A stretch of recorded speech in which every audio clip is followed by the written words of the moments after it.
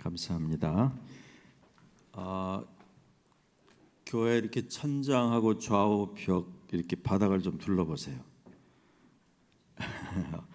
어저께 많은 분들이 와서 교회 청소를 아주 잘 했다고 합니다. 너무나 감사하죠. 그래서 오늘 제 말씀 제목이 충성된 믿음의 가정들인데, 여러분들이 다 충성된 가정이 이미 되신 것을 감사하고 더 충성된 가정으로 하나님께 인정받으시기를 바랍니다.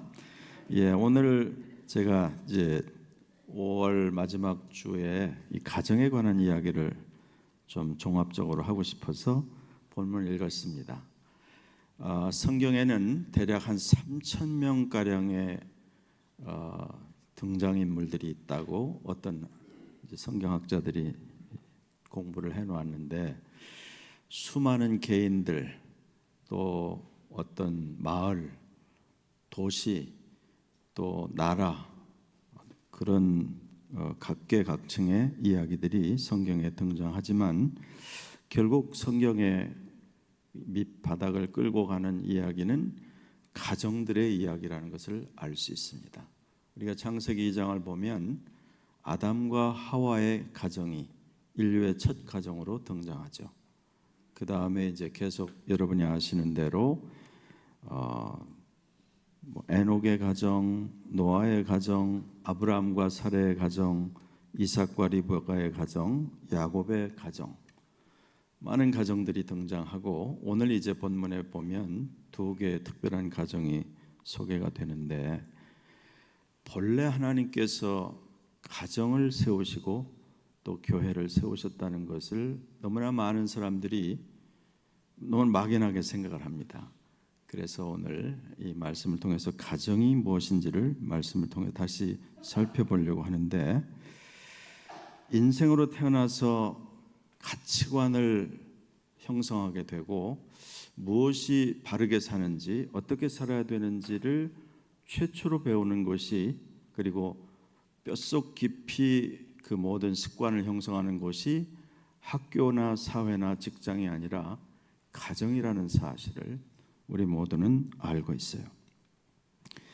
그리고 사람 사는 맛이 돈을 좀 벌거나 어디 유명해지거나 사람들이 좋은 친구들이 많거나 그래도 사람 사는 맛이 좀 있겠지만, 아무리 그것이 외적인 것이 잘 돌아간다 해도 가정이 편안하지 않고 부부관계가 원만하지 못하거나 자식들과 부모 사이에 갈등이 있거나 또 하여튼 여러 가지 일들이 생기면 밖에서 대단해봐야 별로 큰 의미가 없다는 사실을 우리가 체험을 통해서 또 잘 알고 있습니다.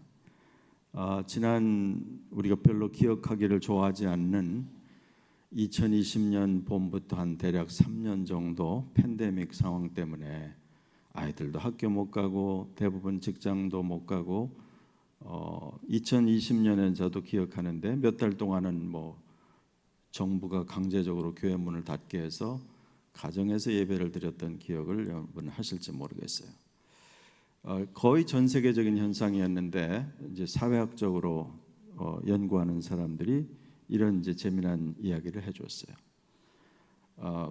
어쨌든 간에 가정에서 이렇게 그동안에 직장에 나가고 학교에 나가고 자기 일로 바빠서 만나지 못하던 가족들이 한 공간에 이제 계속 지내게 되니까 두 가지 아주 극단적인 현상이 나타나는데, 하나는 늘 시간을 제대로 마음은 있어도 하지 못했던 남편과 아내 대화를 많이 하고, 부모와 자식이 함께 게임도 하고 재밌는 시간도 가지면서 가족이 아주 원만하고 기쁘고, 바깥에는 박테리아에 마스크에 불편함이 많지만 아내는 가정의 행복을 누리게 됐다고 하는 사람들이 있는가 하면, 좁은 공간에 계속 있다 보니까 또 서로 대화하고 함께 지내는 그 훈련이 충분히 되질 않아서 아이들도 또 부모도 남편과 아내도 서로 그냥 긴장하고 스트레스가 쌓이고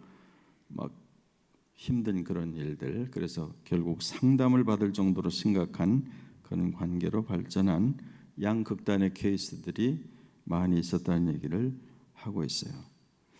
그래서 하나님께서 우리 인생에게 주신 가장 소중한 것, 모든 사회, 모든 시대, 모든 곳에 가장 기본 단위는 가정이고, 교회는 그 사회와 그 국가와 그 시대를 살리는 하나님의 임재요 성소인 것인데, 교회 자체도 이 중앙교회 가정들이 매우 중요하잖아요. 가정들이 살아나면 교회가 살아나고, 가정들이 힘들고 어려운 일들이 많아지면 교회도 힘들어질 수밖에 없는 거죠. 그래서 오늘 제가 세 가지 작은 주제로 살펴볼 텐데, 첫 번째로 모든 가정은 창조주 하나님의 계획이고 그의 임재, 프레젠스가 머무는 성소가 된다.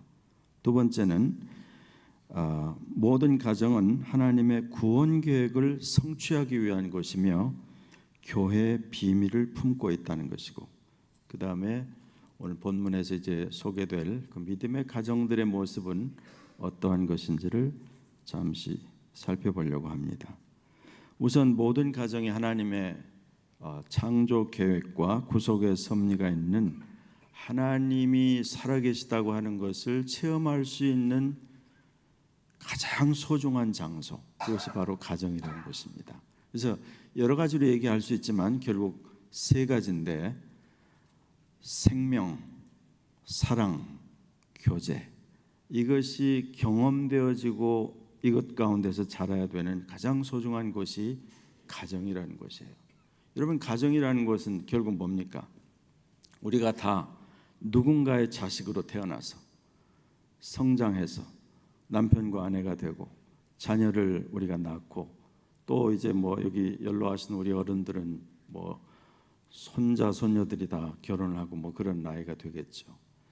이런 과정들에 담고 있는 가장 소중한 것은 생명의 신비라는 겁니다.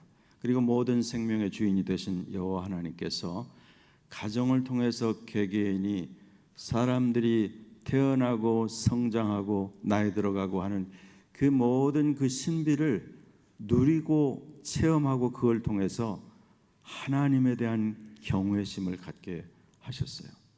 그래서 가정에는 뭐 먹고 사느라고 바쁘고 일들이 바쁘고 아이들 뭐 하느라고 바쁘는 것 같아도, 그런 모든 과정을 통해서 하나님이 우리의 주인이시고 생명의 주인이시고, 뭐 질병이 나고 고침을 받고 건강해지고 그런 것까지 포함해서 이 가정에 있는 가장 구체적인 첫 번째 밑바닥을 끌고 가는 것은 생명이라는 거예요. 가정은 살아있는 것입니다. 그러니까 가정은 계속해서 아이들이 자라가고, 우리 어른들은 나이가 들어가고 몸도 약해지고 하는 그 모든 과정이, 우리가 우리의 주인이 아니고 우리 생명의 주인은 여호와 하나님이시라는 것을 가정을 통해서 배우고 누리는 것입니다. 두 번째로는 사랑이라고 하는 것.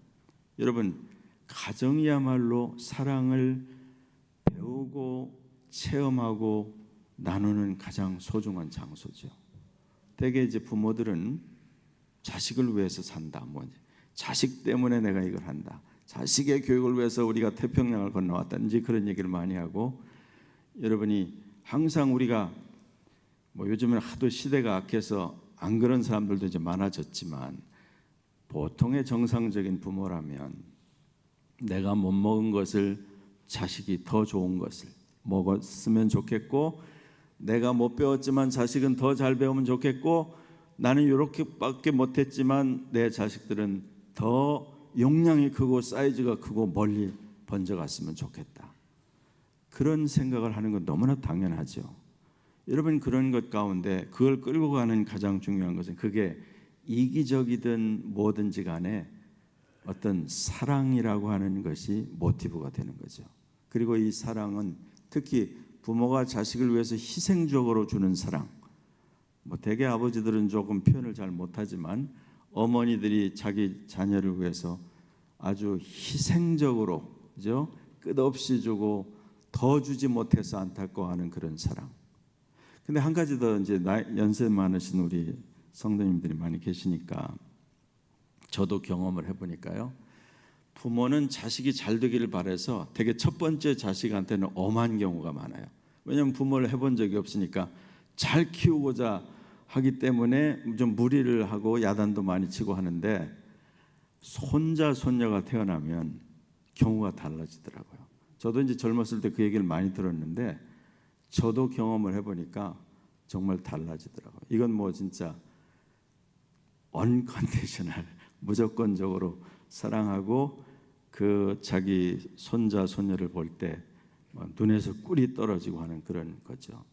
자식일 때는 함부로 했던 것들을 그 손자 손녀에게 가는 그 사랑, 제가 지금 계속 하는 그 이야기는 이 모든 것들은 전부 다 전능하시고 영원하신 하나님이 그의 형상대로 지음을 받았을 뿐 아니라 특별히 그리스도 예수를 통해서 창세전부터 구원을 해주신 그의 자녀들을 향한 전적이고 무조건적이고 영원한 사랑의 그림자들이라는 사실입니다.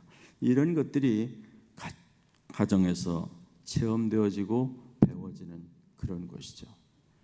그래서 자녀들이 어렸을 때는 무조건 그 사랑을 많이 받아야 되죠. 그게 물론 이제 부모들이 편협하고 잘 모르기 때문에 이기적이고 잘못하기도 하지만, 일단 중요한 것은 어렸을 때 충분히 사랑을 받은 사람은 어른이 되어서도 원만한 인격을 갖습니다. 근데 그렇게 하지 못하면 아무리 나중에 나이가 들어서 공부도 많이 하고 뭐 좋은 직장이나 혹은 출세를 하거나 돈을 많이 벌거나 영향력 있는 삶을 살 수는 있어도 어려서 받지 못한 사랑이 평생 그 사람을 배고프게 만들고 어떤 것에 너무 편협된 생각을 갖게 하고 남에게 지나친 어떤 디맨딩을 하는 그런 성격을 갖게 되는 걸 알 수 있어요. 그래서 이제 현대 심리학이니 뭐 카운셀링이니 정신의학이니 모든 부분에서 어떤 사람이 성격적으로 결함이 있고 어떤 곳에 치우치는 것을 할 때 거의 예외 없이 당신은 어렸을 때 어떤 환경에서 자랐는가, 부모가 있었으면 소위 패밀리 트리를 그리게 하고 그런 진단을 하게 되는 이유는 바로 그런 것입니다. 그냥 세월이 지나서 나이를 먹고 어느새 어른이 되고 자기도 자기 자녀를 가졌지만 뭔가 모르는 그 안에 헛헛하고 배고프고 외롭고 힘들고 뭔가 억눌린 것 같은 그런 감정들은 대개는 어렸을 때 충분한 사랑을 받지 못한 것이다. 우린 그런 사실을 많이 여러분도 들으셨죠. 그런데 이건 뭐 우리가 과거를 되돌릴 수가 없기 때문에 이미 내가 그런 어려움을 혹시 겪고 있거나 주변에 그런 걸 본다고 하면, 그래서 우리가 이제 하나님의 사랑을 충분히 누려야 되고 여러분이 하나님의 은혜를 힘입어야 되고 성경을 읽고 기도하는 가운데 하나님의 영이 우리를 감동하시고 고치시는 그런 체험도 하기도 합니다.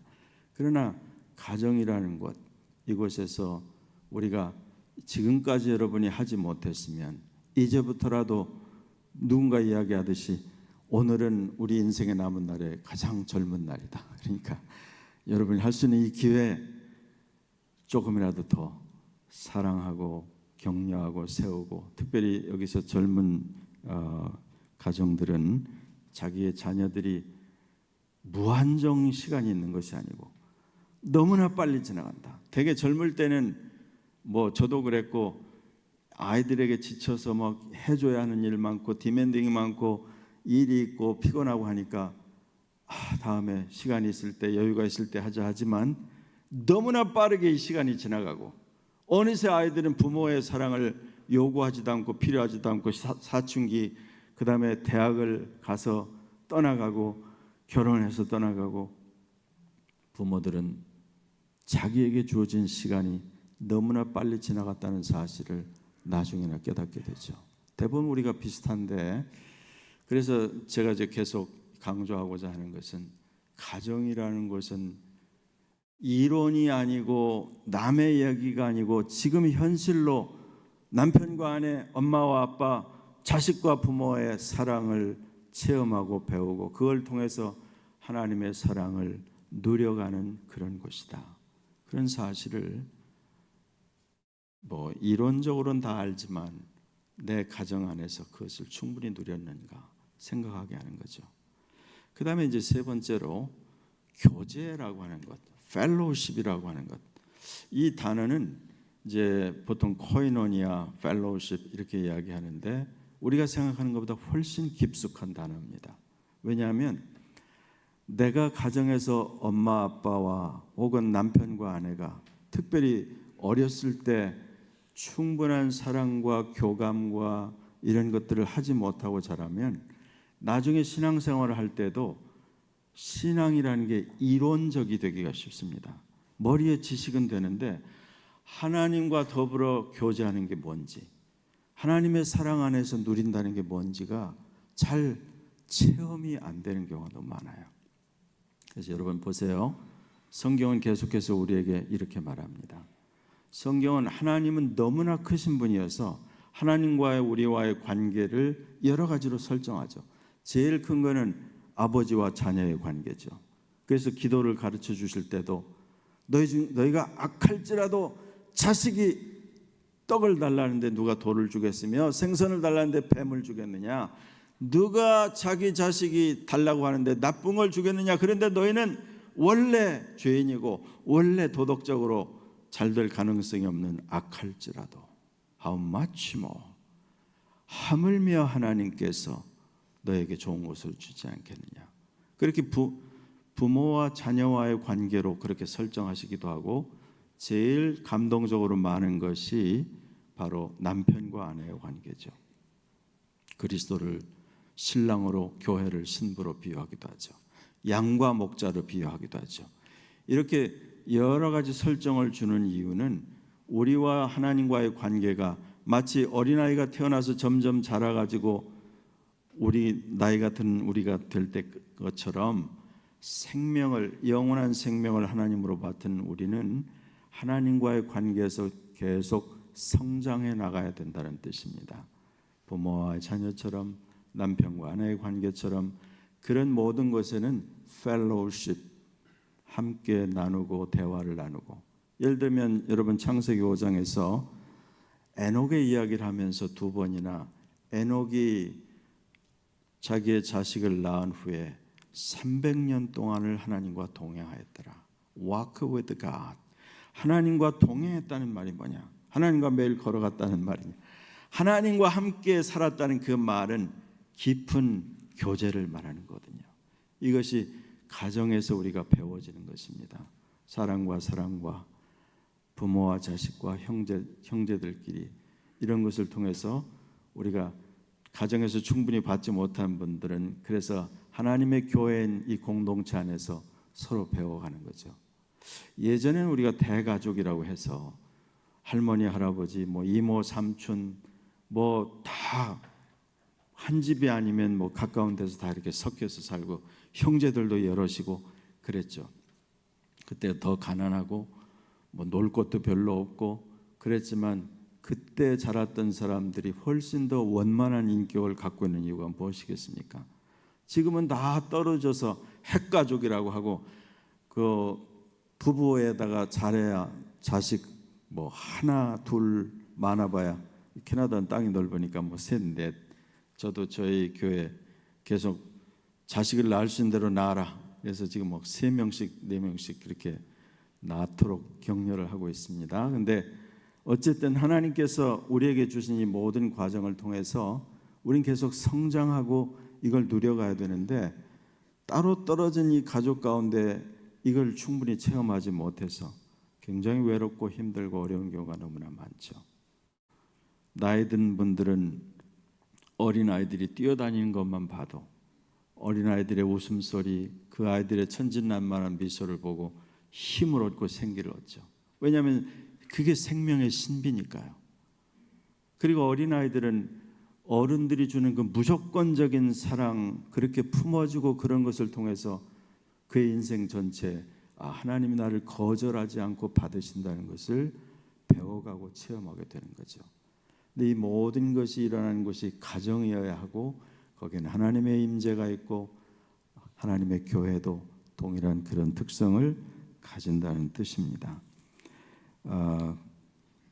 모든 가정은 그래서 하나님의 구원 계획을 성취하기 위한 것이면서 교회의 비밀을 품고 있다는 거죠. 에베소서 5장에 이런 말씀이 있어요. 한번 들어보세요.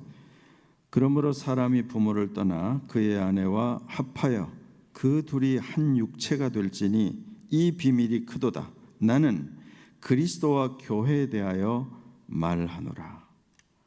이 땅의 일반 가정들이 단순히 혈연 관계로 이루어진 것이라고 하면 하나님을 하늘 아버지로 모시는 영적인 가족 공동체가 바로 교회인 거죠. 그래서 크리스찬 홈, 이 가족이 하나님의 자녀가 된 그 가정에서 가장 소중한 것은 우리가 보통 이제 저도 주례를 여러 번 하고 그 새로 가정을 이루는 분들한테 늘 당부하는 것이 남편과 아내가 되었다고 해서 가정이 되는 것이 아니라 그 가정은 본래 하나님이 주인이 되시고 하나님 스스로를 드러내시려고 하는 하나님의 계획이고 하나님의 창조이기 때문에 항상 트라이앵글로 남편과 아내가 있고 가운데 하나님이 계신 것이다. 그 사실을 잊어버리면 서로 감정이 격해지면 싸우게 되고 막하게 되고 또 가정의 중심이 누군지를 모르게 된다. 그래서 항상 그걸 기억해야 한다고 하듯이 여러분 가정에서는 언제나 하나님이 함께 하신다고 하는 것을 잊으면 안 된다. 하나님이 우리와 함께 하시고 그래서 가정에서 여러분 결국 이 한 지붕 아래 산다고 하잖아요. 한 지붕 아래 살아요. 남편과 아내가 자녀와 부모가 같은 식탁에서 먹고 같이 잠자리에 들고 같이 일어나서 하루의 삶을 사는 것 보세요. 매일 똑같은 일 같지만 일어나고 먹고 하루를 지내고 다시 저녁에 와서 또 가족끼리 시간을 보내고 함께 잠자리에 드는 이 일이 얼마나 신비한 일인지 한번 생각해 보세요. 그리고 이것은 무한정 계속되지 않습니다. 지금 내내 이야기한 대로 너무나 빨리 이 시간들이 지나가요. 그리고 우리 연세 많으신 분들이 이제 이런저런 일로 다 자녀들도 정말 떠나가고 또 남편과 아내가 무한정 있는 것이 아니고 먼저 하나님 앞에 가기도 하고 그런 이 인생의 시간들을 보면 가정을 통해서 하나님께서 우리에게 보여주시려고 하는 것들이 뭔지를 붙잡아야 되는 거죠. 언제나 가정은 하나님이 함께 하시는 것이다. 우리가 그 비밀을 모를 뿐이다. 우리의 자녀들, 우리 자신 계속 자라가고 있으며 내가 일상생활 반복된다고 생각하는 이것이 사실은 신비한 것이며 하나님이 함께 하시고 내가 깨닫지 못할 뿐이지 이 매일이라고 하는 것 매번의 식탁이라고 하는 것을 통해서 하나님이 나를 치료하시고 가르쳐 주시고 품어 주시고 이끌어 가시는 하나님의 신비가 있는 것이다. 이 신비의 주인공으로 나를 부르셔서 내 가정에 또 이 하나님의 가정이라고 할 수 있는 이 교회 공동체에서 이와 같은 은혜가 계속 누려주시기를 축원합니다. 그러면 오늘 이제 시간이 많지 않으니까 본문에 등장하는 두 가정을 제가 소개하려고 하는데 오늘 읽은 그 고린도전서 마지막 장 15장에 이제 안부하는 내용에 등장하죠. 스데바나의 가정이 15절로 17절까지 소개되고 그 다음에 또 다른 가정이 19절에 소개됩니다. 우선 15절부터 17절까지만 다시 한번 본문을 읽어보겠습니다. 시작. 형제들아 스데바나의 집은 곧 아가의 첫 열매요 성도 섬기기로 작정한 줄을 너희가 아는지라. 내가 너희를 권하노니 이 같은 사람들과 또 함께 일하며 수고하는 모든 사람에게 순종하라. 내가 스데바나와 부드나도와 아가이고가 온 것을 기뻐하노니 그들이 너희의 부족한 것을 채웠습니다. 스데바나라고 하는 사람이 있어요. 이 스데바나라고 하는 사람은 이 고린도전서 1장에 처음 등장합니다. 거기에 보면 바울이 내가 스데바나의 집에 세례 준 건 내가 기억한다. 그렇게 이제 한 말이 있어요.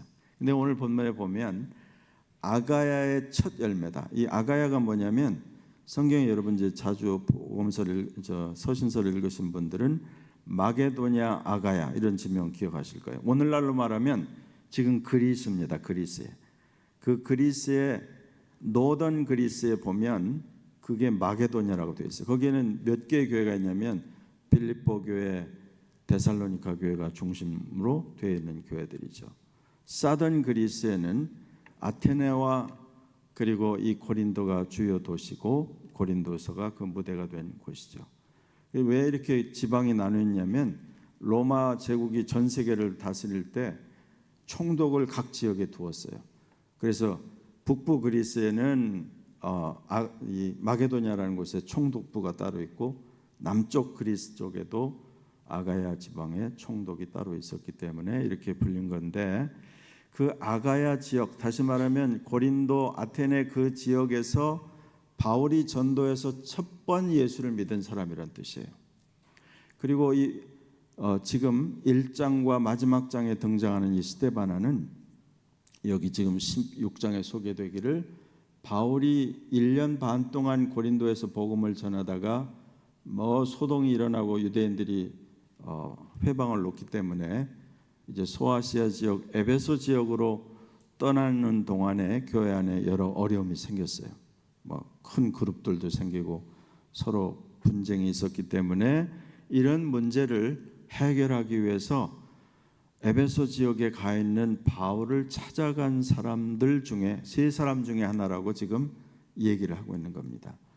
그러니까 이 스데바나라고 하는 사람은 적어도 고린도 교회 처음부터 현재까지 그 교회 중심 인물이었을 뿐 아니라 교회가 어려울 때 이 문제를 앉아서 걱정만 한 게 아니라 이 문제를 구체적으로 해결할 수 있도록 이 교회를 개척하고 이 교회를 이끌었던, 요즘으로 말하면 바울 목사님에게 먼 거리를 찾아가서 또 자기들이 모은 헌금을 전달했든지 여러 가지 필요를 채우는 일을 했겠죠.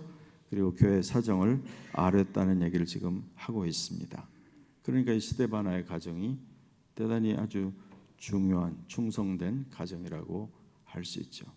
그런데 스데바나의 가정을 뭐라고 지금 소개하냐면 15절 하반절에 보시면 이런 귀한 구절이 보입니다. 이 스데바나의 집은 성도들을 섬기기로 작정한 줄을 너희가 아는지라. 즉 고린도 교회 너희가 다 알지 않느냐. 이 스데바나의 가정은 성도들을 섬기기로 작정을 했다 그랬어요. 우리말 번역이 아주 좋습니다. 이 NIV 성경에 보면 devoted, 헌신 이제 그런 정도인데 원래 이 단어의 원뜻은 뭐냐면 영어로 말하면 addicted가 됐다는 그런 뜻인데 마약 중독, 알코올 중독 할 때 쓰는 그런 단어예요. addiction이. 근데 이건 이제 적극적으로 좋은 의미로 성도를 섬기기로 아예 그냥 중독이 될 정도로 성도를 섬기기로 아주 온 교회가 인근이 다 안다. 스데바나의 집은 항상 성도를 섬긴다는 건 어떻게 섬겼는지를 성경은 자세히 밝히지 않지만 중요한 게 지금 나오는 거죠. 교회가 지금 분쟁에 휘말리고 담임 목사님이 떠나니까 파벌이 4개가 생겨가지고 서로 다투고 어려움이 있을 때 이 문제를 그냥 앉아서 걱정만 하는 게 아니라 먼 거리를 배를 타고 육로를 걸어서 여러 날 여행을 해야 되는 그곳까지 찾아가서 지금 고린도 교회에 이런 어려움이 있습니다. 어떻게 하면 좋을까요? 이렇게 구체적으로 섬겼다는 사실 우리가 알 수 있죠. 여러분들이 어저께 봄맞이 대청소로 교회, 하나님의 교회를 우리가 예배하는 곳을, 우리의 자녀들이 하나님의 말씀을 배우는 곳을 깨끗하게 와서 청소를 하는 것도 섬기는 것 중에 하나죠. 그러나 성도를 섬기는 게 여러 가지 있겠죠. 자기의 은사를 따라 도움을 따라 섬기는 것. 여러분 초대교회의 역사를 다룬 문서들에 보면 우리가 잘 아는 대로 로마 시대에 큰 핍박이 있어서 예수 믿는다는 건 다 생명을 거는 일이었습니다. 예수를 믿으면 요즘 말로 하면 직장에서 쫓겨나고 마을에서 쫓겨나며 심지어 감옥에 가거나 순교를 하는 일이 그 당시에 너무나 많았죠. 그런데 이제 1세기 후반에 기록된 것으로 보이는 그런 고대 문서 가운데 보면 이런 것들이 있어요. 감옥에 갇혀 있는 그 사람들을, 특히 예수 믿는 그리스도인들을 방문하기 위해서 너무나 많은 사람들이 줄을 서서 몇 시간이고 혹은 며칠이고 그 사람을 만날 차례를 기다렸다는 그런 기록들이 많이 있습니다. 그 사람은 자기 일이 없었을까요? 그 사람은 자기의 바쁜 일이 없어서 그렇게 시간이 남아돌아서 한 것이 아니겠죠. 여러분, 우리가 성도를 섬긴다는 것은 항상 내 문제가 하나도 없기 때문에가 아니라 항상 신앙의 비결은 나도 어렵고 힘들지만 나보다 더 힘들고 어려워 보이는 사람을 향해서 손을 뻗기 시작하면 그야말로 하나님께서 내 일을 해주신다. 그게 원칙입니다. 내 일이 바쁜데, 나도 형편이 안 좋은데 내가 무슨 다른 사람을 도울 여력이 어디 있어? 이게 보통 사람의 생각이라면 하나님의 자녀들과 성도들은 하나님이 주신 은혜와 힘을 갖고, 나도 힘들지만 이 사람이 더 힘들어 보이니까 내가 가서 등이라도 한번 쓰다듬어 주자. 내가 감자탕이라도 한 그릇 사서 함께 위로를 해주고, 또 내가 뭔가 저 시간이 없어서 그러면 애를 대신 봐주든지 어떻게 하는 그 필요에 대해서 민감하게 되는 거죠. 여러분, 그래서 2000년 전에 살았던 성도들이나 오늘 이 시대의 성도들이나 중요한 것은 한 가지입니다. 하나님이 주시는 은혜와 사랑을, 하나님의 살아계심을 의심하지 않기 때문에 우리가 이런저런 일들을 하나님과 함께 해결하며 서로 도우며 손을 뻗치는 그 일들을 이미 여러분이 잘하고 계시지만 계속해서 더 많이 해나가시기를 축원합니다. 그래야 서로 힘을 얻어요. 그래야 용기를 얻어요. 하나님이 갑자기 하늘에서 뚝 떨어져 가지고 너 왼쪽으로 가고 오른쪽으로 가라, 내가 기도 많이 하면 캐시 몽텅이를 뒤에다가 갖다 주는 그런 건 아니잖아요. 사람들을 통해서, 특별히 믿는 성도들을 통해서 하나님의 손과 하나님의 발과 하나님의 마음들이 전달이 되는 것입니다. 그래서 여기에 성도를 섬기기로 작정한 줄을 너희가 아는지라 하는 것처럼 오늘 중앙교회 믿음의 식구들이 이미 잘하고 계시지만, 이미 여러분이 충분히 잘하고 계시지만 하나님의 말씀에 이야기한 대로 여러분이 주변에 나도 지금 힘이 없지만 저 사람은 조금 더 나보다 도움이 필요한 것 같아, 이런 마음이 들거든 그건 여러분이 관찰력이 뛰어나고 통찰력이 뛰어나서 그런 것이 아니라 하나님의 성령이 여러분에게 그렇게 감동을 주신 것을 여러분이 인정하시기를 바랍니다. 지난주에 제가 이야기했죠. 인정을 잘해야 돼요. 인정을. 하나님의 그럼 그렇지, 내가 그래도 누군데, 내가 통찰력이 남보다, 이렇게 말하기 시작하면 금방 끝납니다. 하나님의 영이 나를 이런 필요를 보게 하셨습니다. 내가 할 수 있는 일이 무엇일까? 기도해주고, 그 다음에 또 할 수 있는 일 한 단계 더 찾아가지고 격려하는 그런 일, 그게 바로 성도를 섬기기로 작정한 사람들이 하는 일인 줄로 믿습니다. 좀 이렇게 자신이 없어 보이세요. 잘하실 수 있어요. 잘하실 수 있어요. 왜냐하면 우리 힘으로 하는 게 아니고 하나님이 도와주시고 하나님이 여러분에게 힘 주실 거예요. 그리고 한 걸음, 언제나 신앙의 신비가 그거 아닙니까? 홍해물에 발을 집어넣는 순간부터 바다가 갈라지기 시작하는 거죠. 바다 갈라질 때까지 거기에 텐트 치고 기다려보세요. 안 갈라집니다. 믿음으로 스텝 인 하기 시작하면 일들이 시작되는, 그게 믿음의 비밀이라고 성경은 가르쳐주죠. 그 다음에 이제 두 번째 가정 19절 한번 보실 텐데, 19절 한번 읽어볼까요? 시작. 아시아 교회들이 너희에게 문안하고 아굴라와 브리스가와 그 집에 있는 교회가 주 안에서 너희에게 간절히 문안하고 그랬어요. 여러분이 아굴라와 브리스가, 아굴라가 남편이고 어디는 브리스가, 어디는 브리스길라, 풀네임이 있는데 이 부부에 대해서 신약 성경은 사도행전, 이 고린도 전서, 또 갈라디아서, 또 다른 편에 적어도 4권 5권의 성경에서 이 가정을 소개합니다. 그리고 바울의 전도생에 있어서 이 아굴라와 브리스길라 가정은 특별한 관계를 가지고 있었어요.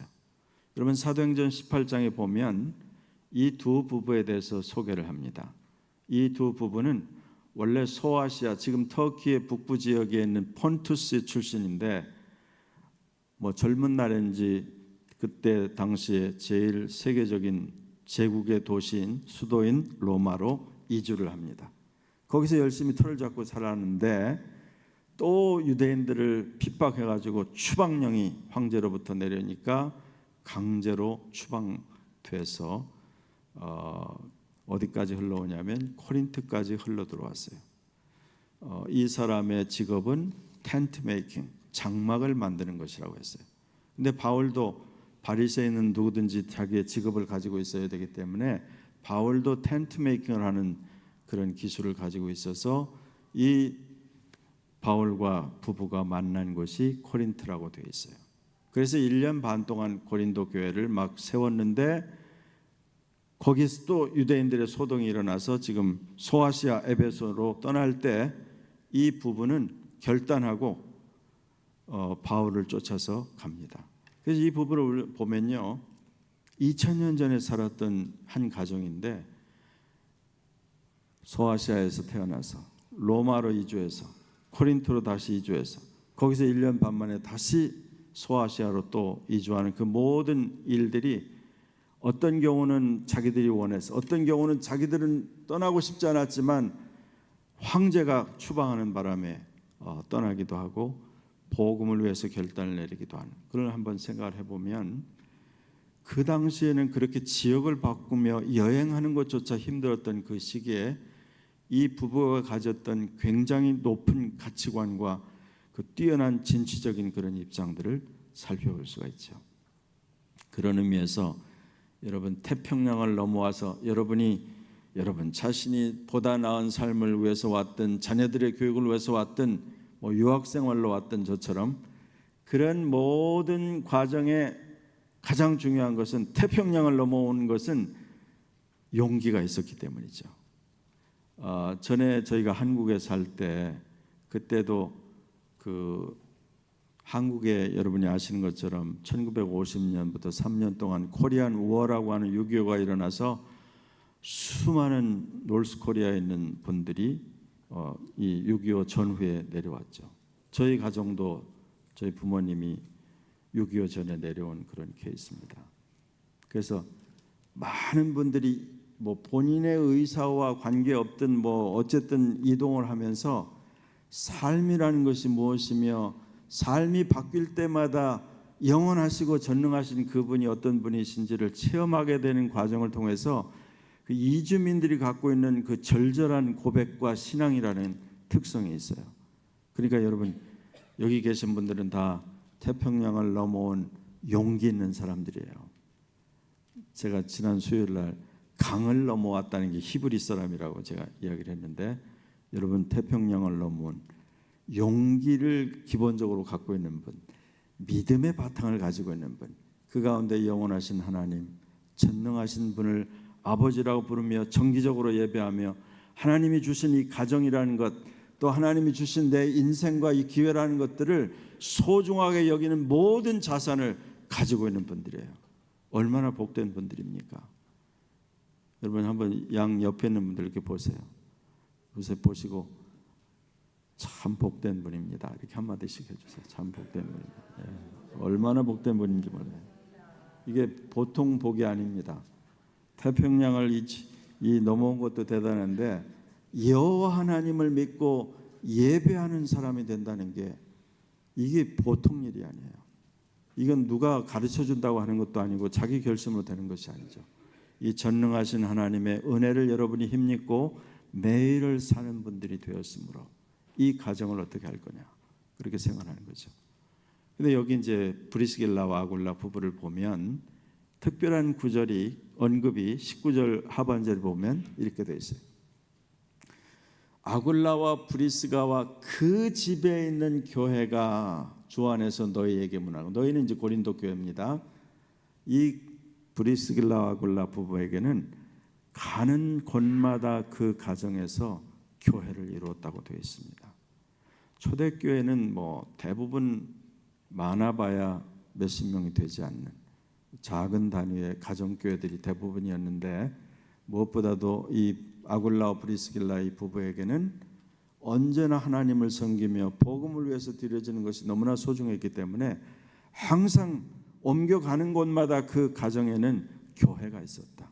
그 가정에서 모이는 그 교회가 너희 고린도 교회 문안하고, 이런 표현을 통해서 여러분 지금 우리가 섬기는, 우리가 식구가 되고 여러분이 가장이며 아내며 어머니며 이 가정이 얼마나 큰 비밀과 신비를 품고 있다는 사실을 꼭 붙잡으셔야 합니다. 이 가정은 하나님의 거룩하심이 있는 것이요, 내가 잘 하지 못해서 그렇지 내가 잠든 시간에도 하나님께서는 일하시며 나의 탄식과 나의 눈물도 다 지켜보시며 내가 믿음으로 하는 기도를 소중히 여기시며 그 기도를 통해서 역사하시며 받으시는 그 하나님이 여러분 이 가정마다 영광을 받으시는 그 놀라운 일들이 있는 줄로 믿습니다.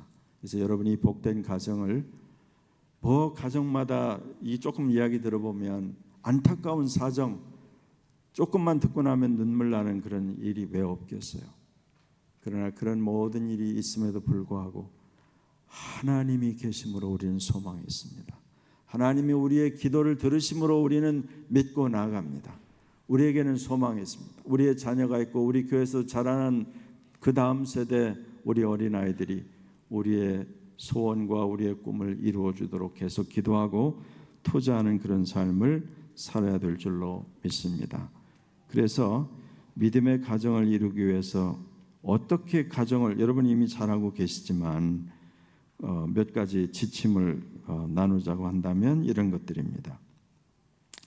지금 이제 제가 이야기를 나눈 것처럼 내가 그냥 살다 보니까 나이가 먹어서 결혼도 하고 자녀를 낳고 그냥 가정을 이루었고 그렇다라고 여러분이 지금까지 혹시 생각한다고 그러면 그것부터 성경적인 안목으로 바꾸는 그런 첫 번째 단계를 가져야 된다는 거죠. 그래서 먼저 자신이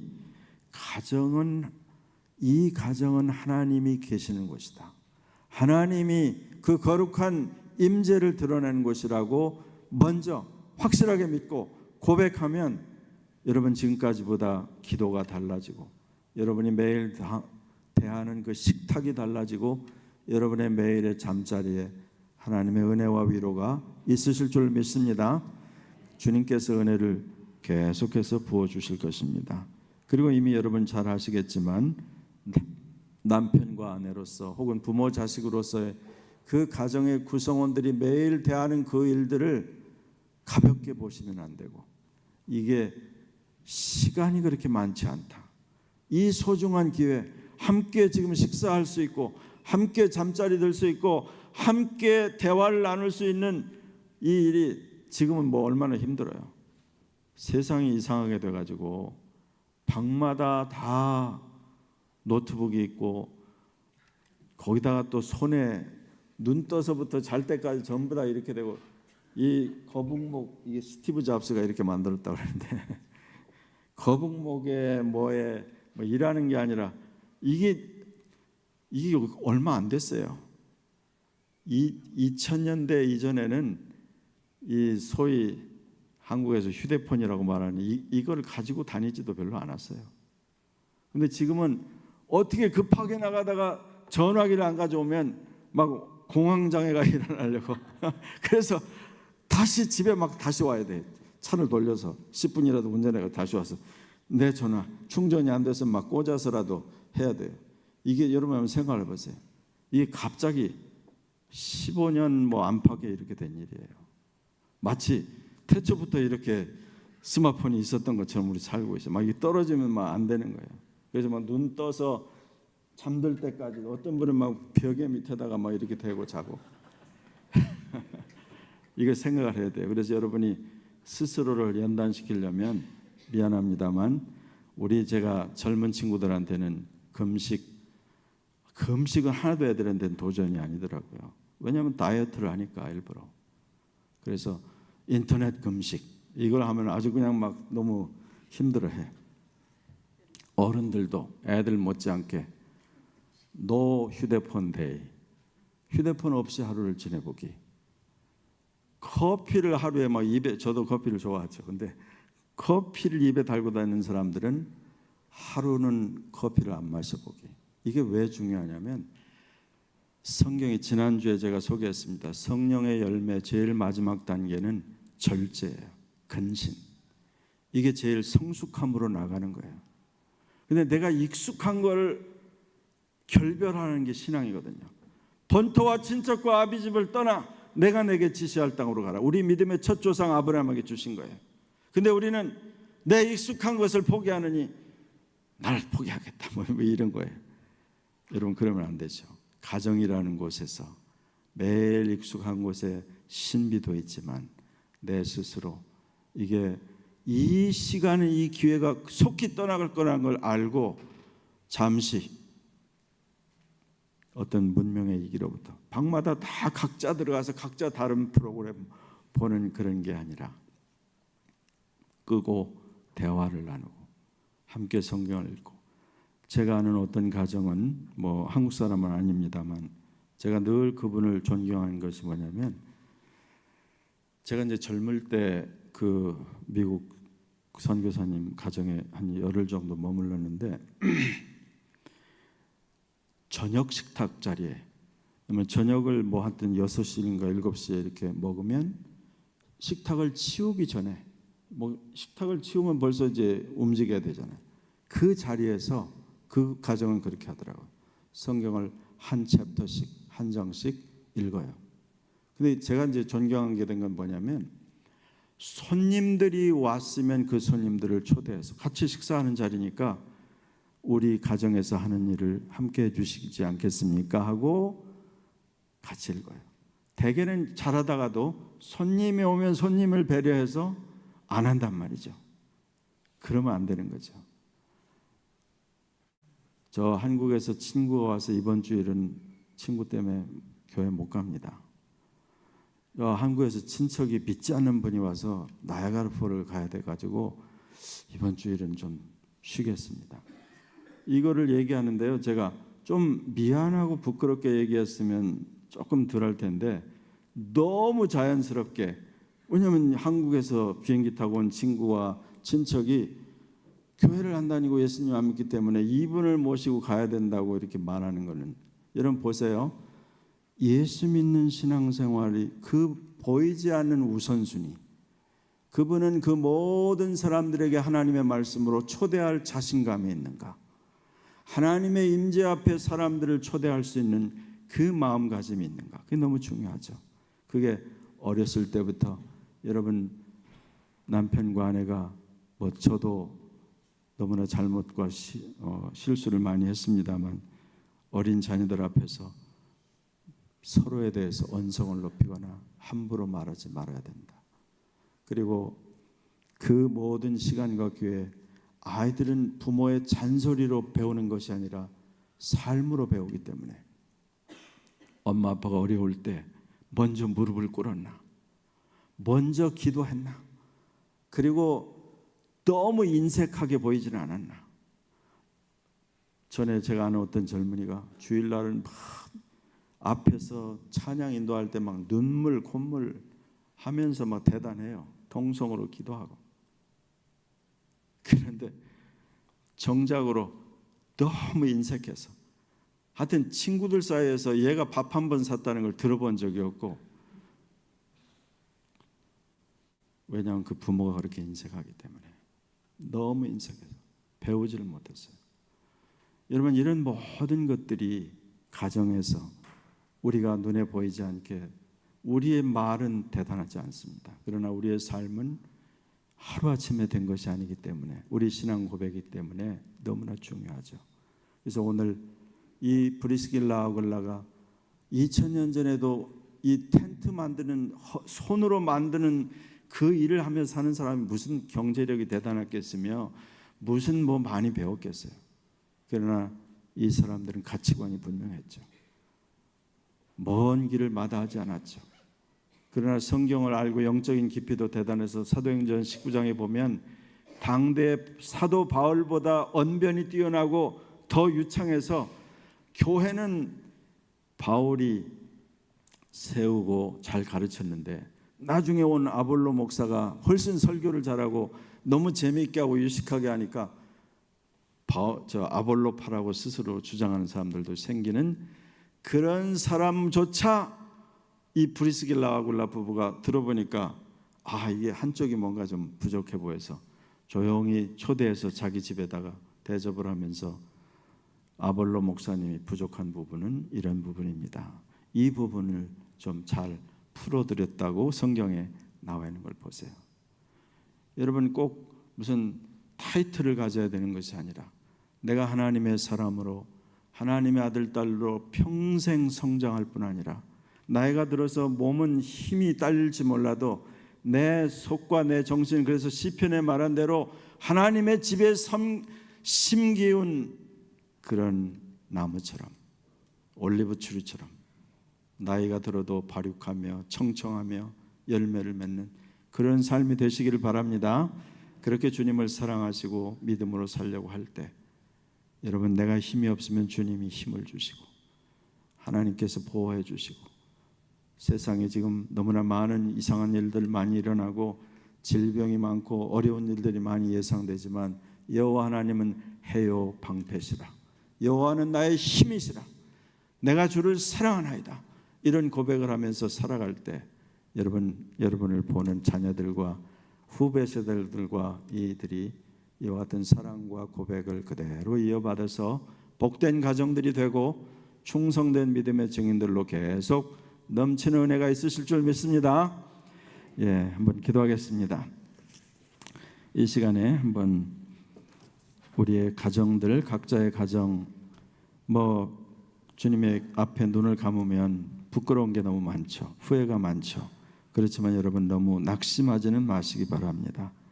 왜냐하면 하나님이 내가 그렇게 연약한 줄 다 알고 계시기 때문에 중요한 것은 우리의 마음가짐이 이제부터라도 내가 매일의 삶에서 주님을 모시는 가정으로 또 주님을 함께 모시는 남편과 아내로 부모와 자식으로 새로워지기를 원합니다. 내 안에 하나님의 영이 계시고 우리 가정에 하나님의 거룩한 임재가 있으므로 하나님의 치료와 회복과 도우심이 우리 가정들마다 있고 이 하나님의 교회에 충만히 나타나게 하옵소서. 그렇게 우리 한번 통성으로 기도하겠습니다. 아버지 하나님 감사합니다. 아버지 우리에게 가정을 주시며 하나님을 모시게 하시며 자녀들을 주시며 손자 손녀들도 주시니 감사하고 이런저런 어려운 일, 연약한 일, 때로 마음 상하고 슬픈 일이 있어도 여호와 하나님의 자비와 긍휼 가운데 이 모든 것을 맡기게 하시니 감사합니다. 여호와의 사심과 긍휼하심과 도우심을 믿고 담대하게 하시고 하나님의 치료와 하나님의 도우심, 하나님의 긍휼히 여기심 속에 힘을 얻고 나가게 해주시기를 원합니다. 아버지 우리 가정들을 살려주시고 치료하시고 새로워지게 하시고 주님 앞에 우선순위를 지키게 하시고 담대하게 하기를 원합니다. 아버지여 크게 긍휼히 여겨 주옵소서. 위대하신 은혜가 나타나기를 원합니다. 전능하신 주 앞에 나가기를 원합니다. 아버지 특별히 이 중앙 공동체 믿음의 증인들 충성된 가정들이 많아지게 하시고 복되게 하시고 여호와의 은혜가 충만히 체험되어지고 나누어지고 드려지는 복되고 아름다운 열매들이 가득하게 하셔서 우리 연세 많은 분들이 여호와의 집에 심긴 감람나무처럼 푸르고 청청하며 늙어도 진액이 마르지 않으며 하나님의 놀라우신 위로를 체험하는 모든 분들 우리 가정들 다 되게 해주시기를 간절히 소원하옵고 예수 그리스도의 존귀하신 이름으로 기도하였습니다. 아멘.